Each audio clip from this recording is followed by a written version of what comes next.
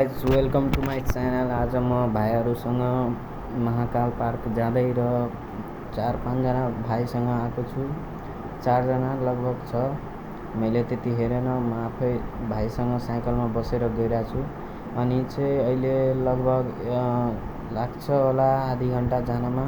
त्यो पनि अब तपाईँहरूलाई यो भिडियोमा हेराउने छु कसरी कता बाटो हो भनेर हेर्नु होला। अनि तपाईँहरू पनि भिजिट गर्नु होला। महाकाल पार्क म भिजिट गर्न गइरहेको छु। अनि चाहिँ यो भाइ कहाँबाट आएको छ, राइडिङ गरिरहेको छ पुरै हामीसँग नै। अनि चाहिँ अलि यो भाइ चाहिँ धेरै भयो भने रेस्ट गर्यो। अनि चाहिँ यो भाइ त पुरै डिप्रेसनमा गएको छ।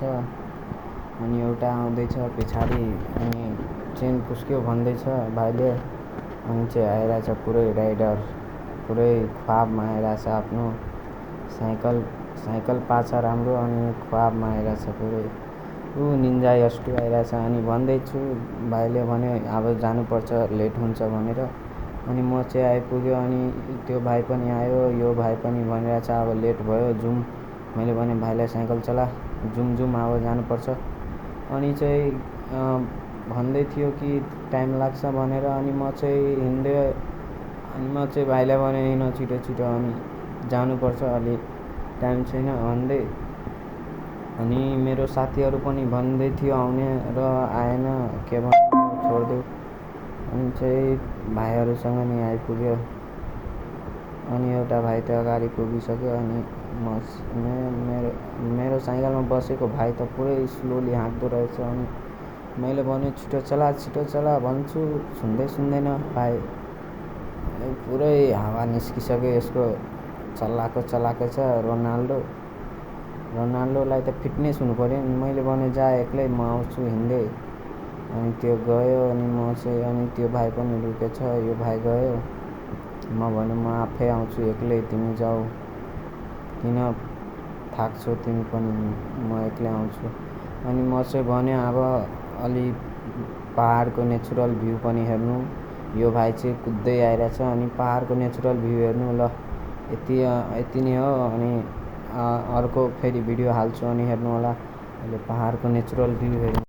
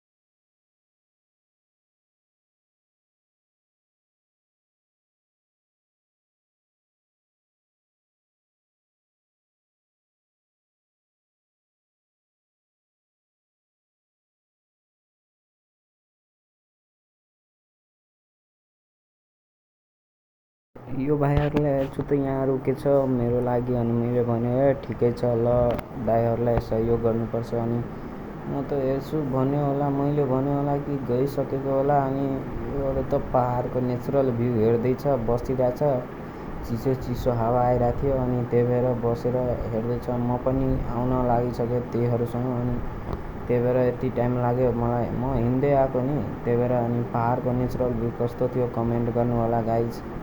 अनि अब जाने भने अब अनि त्योहरू रेस्ट पनि गरौँ। म त रेस्ट गर्न पनि पाएको छैन गाइज, के भन्नु। अब धेरै झ्याउ हो, घुम्न भनेको धेरै झ्याउ हो कि, राम्रो पनि लाग्छ तर अलि झ्याउवाला पनि।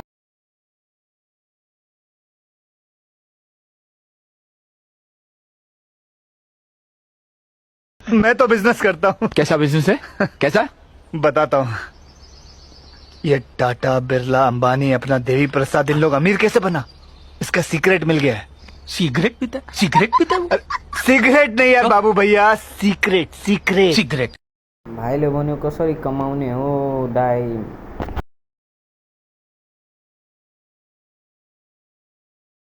मैले भने अम्बानीहरूसँग सिक्न जा, टाटा बिरलाहरूसँग। अनि भाइ त पुरै रिसायो अनि आफै भ्लग गर्दैछ। अनि म चाहिँ अगाडि गयो, भाइ रिसाएर पुरै यो रोनाल्डोसँग त पुरै रोनाल्डो पोज दिँदैछ। अनि पछाडिको मेस्सी हो, मेस्सीको फ्यान। अब के गर्ने, मेस्सीको फ्यान भएपछि भाइहरूको त बवालै हुन्छ। योपालि भनिदेऊ। अब ड्रोन शट हेर्नु होला तपाईहरू। मेरी एक सुनो अंतर्यामी, मेरी एक सुनो भोले स्वामी। मैं तो दासी जन्म जन्म की, मैं तो दासी जन्म जन्म की। सारी उम्र से भक्ति करती, बचपन से मैं भक्ति करती। तुम्हें छोड़ के कहीं न जाऊं, तुम्हें जो छोड़ूं तो मर जाऊं।